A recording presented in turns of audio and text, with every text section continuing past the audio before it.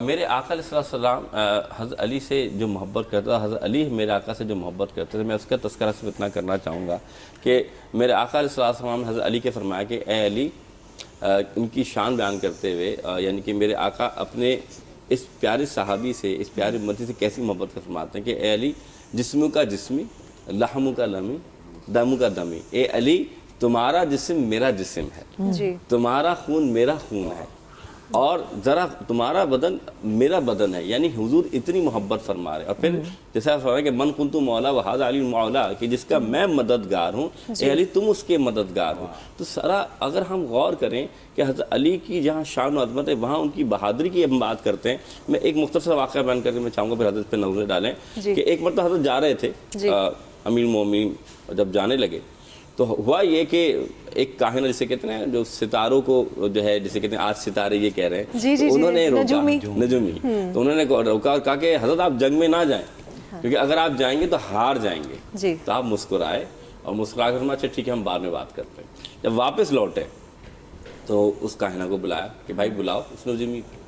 تو فرمایا ہاں آپ نے کیا فرمایا تھا؟ تو کہا کہ میں نے یہ دیکھا کہ آپ کے ستارے کہہ رہے ہیں کہ آپ ہار جائیں گے، اس لیے میں نے آپ کو منع کیا آپ جنگ میں نہ جائیں. آپ مسکرائے اور مسکرا کر فرمایا ہم جنگ جیت کر آئیں. اور پھر فرمایا سنو، مومن ستاروں کے تابع نہیں ہوتا، ستارے مومن کے تابع ہوتے. تو معلوم یہ چلا کہ آپ اللہ اس کے رسول سے اتنی محبت کرتے، اتنا پیار کرتے تھے جس کا ہمیں کوئی مثال نہیں مل سکتا. پھر ساری بات جو حضرت نے فرمائی، جب کوفہ کی مسجد میں آپ کو شہید کیا جا رہا تھا، یعنی کہ اس جو دیکھا جائے ابن ملجم نے جو زہر آلود تلوار جو ہے آپ جو وار کی، تو اس کے بعد جب اس کو لوگوں نے پکڑا تو پانی کے لیے جب آپ کو لایا گیا کہ پانی پلانا چاہ رہے ہیں حضرت علی کو، مولا علی کیا فرما رہے ہیں؟ پیاسا اور پیاس اس کو زیادہ لگی ہے اور اس کو پانی کی زیادہ ضرورت ہے، اس کو پانی دیا جائے.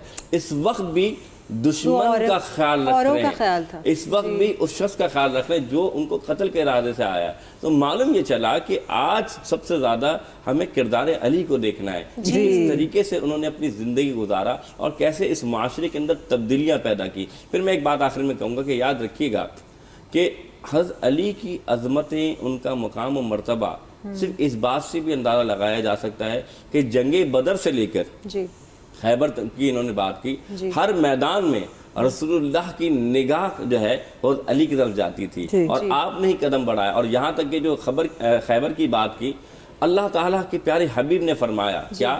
کل میں جھنڈا اس کے ہاتھ میں دوں گا جو اللہ اس کے رسول سے محبت کرتا ہوگا اور اللہ اس کا رسول اس سے محبت کرتا ہوگا. تو یہ کتنا بڑا مقام ہے. اور میں پھر اتنا کہوں گا کہ منظر فضائے دہر میں سارا علی کا ہے، جس سمت دیکھتے ہیں نظارہ علی کا.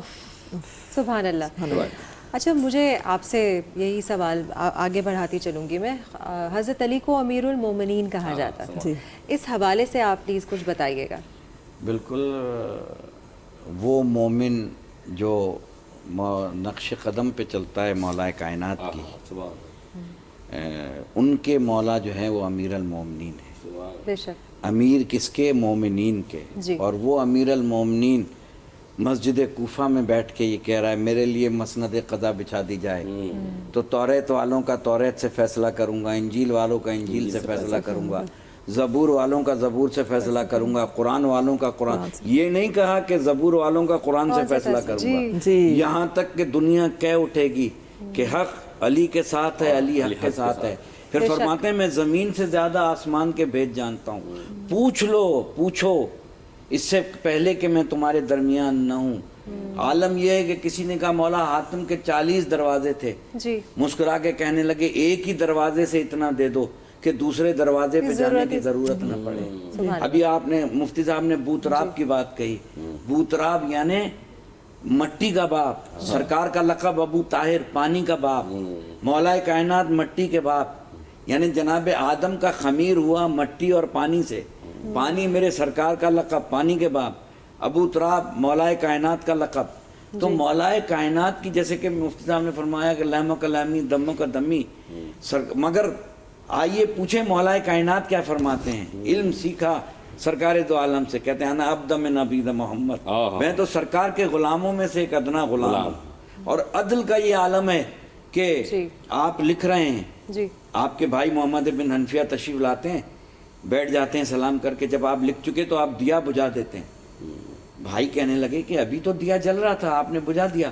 کہا یہ دیا مال غنیمت کا تھا, اللہ اکبر, جب تک میں حکومت کے امور لکھ رہا تھا یہ دیا میرے لیے جائز تھا, اب میں نجی گفتگو کروں گا لہذا یہ دیا میرے لیے جائز نہیں ہے. کیا بات. وہ علی جیسا عادل حاکم جس کے لیے ڈاکٹر گیبن کو کہنا پڑا کہ علی وہ عادل حاکم تھے, جرمن کا بہت بڑا فلسفی ہے, وہ کہتا ہے علی وہ مسلمانوں کے عادل حاکم تھے کہ انہوں نے اپنے منہ میں اس وقت تک نوالا نہیں رکھا جب تک یہ یقین نہیں ہو گیا کہ علی کی رعایا میں کوئی بھوکا نہیں ہے. وہ علی آج دنیا سے رخصت ہوئے اور جب ضربت لگی آپ کو گلیم میں ڈال کے لے کے چلے, 19 رمضان تھی, کہا حسن میرے صحابہ سے میرے دوستوں سے کہتے چلے جاؤ.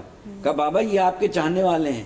کہا نہیں, میری بیٹیاں زینب و کلثوم نوحہ کناں ہیں, میں نہیں چاہتا کہ نامحرم کی آوازیں ان کے رونے کی آوازیں نامحرم کے کانوں میں جائیں. 19 کا دن گزرا, 20 کا دن آیا اور پھر 20 کے دن شب میں جناب زینب, بیٹیاں بڑی بے قرار ہوتی ہیں نا, رو کے کہتی ہیں بھیا حسن میرے بابا کا رنگ زرد ہو گیا ہے, طبیب کو بلایا جائے. طبیب کو بلایا گیا, طبیب نے دیکھا مولا کا زخم دیکھا, طبیب پر امام حسن کی نظر, امام حسن پہ جناب زینب و کلثوم کی نظر. جیسے ہی طبیب نے زخم دیکھا اس کے منہ سے یہ جملہ نکلا انا للہ و انا الیہ راجعون. کچھ کلام نہیں کیا, امامے کو زمین پہ پھینکا, کہا چند گھنٹوں کے مہمان رہ گئے آپ کے بابا, زخم اتنا شدید ہے. مگر جانے سے پہلے مولا نے جو وصیتیں کی ہیں وہ وصیتیں انسائکلوپیڈیا ہیں عالم اسلام کے لیے, عالم بشریت کے لیے. آج اگر کسی کے پاس دنیا میں نجات کا راستہ ہے تو وہ مولا کائنات کا راستہ ہے. فرماتے ہیں حسن یتیموں کا خیال رکھنا, کسی سے جھڑک کے بات نہ کرنا, اور دیکھو حقوق العباد کو کبھی فراموش نہ کرنا, امور عبادات میں خوف خدا رکھنا, اپنے ہمسائے کا خیال رکھنا. آج کل تو مہینوں اور سالوں نہیں پتہ چلتا کہ کون ہے ہمارے رشتہ داروں کا نہیں پتہ چلتا.